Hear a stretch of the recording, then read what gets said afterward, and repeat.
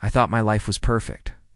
I had a loving wife, Sarah, a beautiful home, and a job I was passionate about. We had been married for 5 years, and I honestly believed we were soulmates.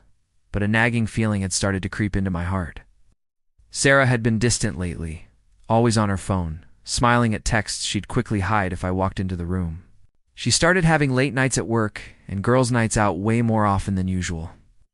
I tried talking to her, asking if everything was okay, but she would just brush it off, saying I was being paranoid.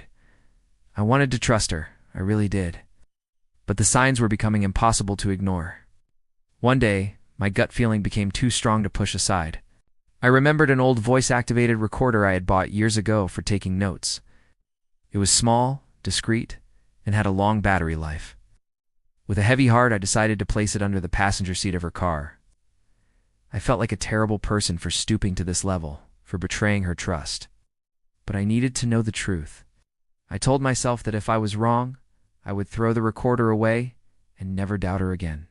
I would apologize to her in my heart and spend the rest of my life making it up to her. But if I was right, I didn't even want to think about that. The next day felt like the longest day of my life. I couldn't focus on work, my mind constantly replaying every strange look and hushed phone call from Sarah. When I finally got home, the house was empty. A note on the counter said she was out with her friend Jessica. My hands trembled as I went to her car, retrieved the recorder, and plugged it into my laptop. I took a deep breath and pressed play. At first, it was just the sound of the radio and traffic. Then her phone rang. I recognized the voice on the other end. It was Mark, my so-called best friend. My heart sank. Her voice was sweet, sickeningly so. "Hey you," she cooed. "Miss you." Mark's voice, a voice I had trusted for over a decade, replied, "I miss you too, beautiful. Can't wait for tonight." My blood ran cold. They weren't just cheating, they were planning to meet up that very night. But the conversation that followed was what truly shattered my world into a million pieces. They weren't just having an affair, they were plotting against me. Sarah started talking about our finances, about how she had been secretly moving money from our joint account into a private one. Mark was coaching her, telling her exactly what to do to leave me with nothing. "Make sure you document everything," he said. "We need to make it look like he's unstable, maybe even abusive. If you play your cards right, you'll get the house, the savings, everything." I couldn't breathe. My wife and my best friend were conspiring to destroy me, to paint me as a monster so they could take everything I had worked for and start a new life together. Then Sarah said something that will haunt me forever. She laughed, a cold, cruel sound, and said, "Don't worry. He's so head over heels in love with me, he'll never see it coming. He trusts me completely. The poor fool, the poor fool." That's what I was to her, a fool to be used and discarded. I felt a rage building inside me I had never known before, but underneath it was a profound, crushing sadness. The woman I loved, the man I called my brother, were nothing but snakes. I sat there in the dark, listening to them detail their entire plan, from faking evidence to turning my own friends and family against me. With the recording as my proof, I knew I couldn't just confront them. They were manipulative and would twist everything. I needed a lawyer. The next morning, I found the best divorce attorney in the city. I played him the recording. His eyes widened as he listened. He told me this was more than just infidelity. It was a calculated conspiracy. He helped me devise a plan. The first step was to secure my assets. I immediately froze our joint accounts and moved my personal savings to a new bank. I gathered all our financial documents, emails, and text messages that showed my side of the story. I was no longer the loving, trusting husband. I was a man fighting for his life.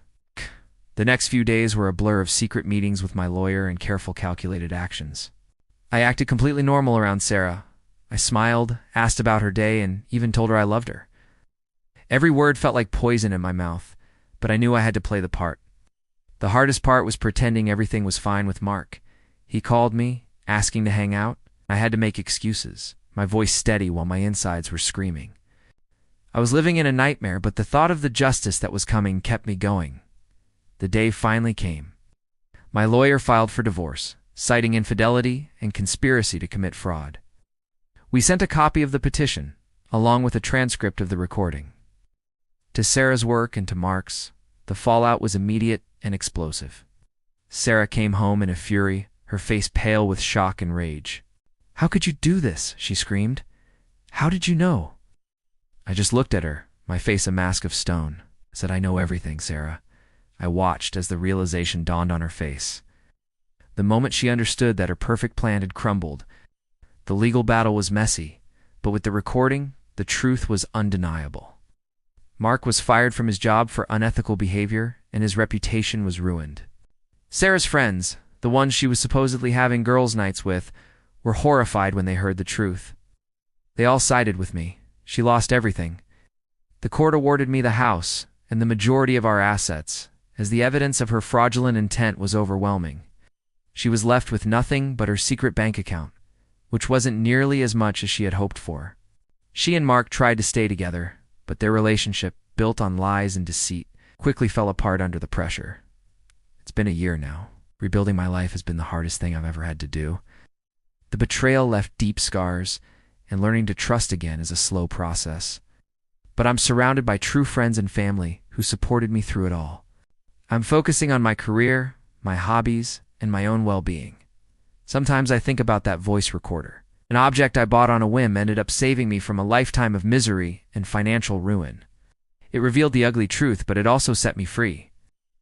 My story is a painful one, but it's also a story of survival and finding strength in the face of ultimate betrayal. Thank you for listening.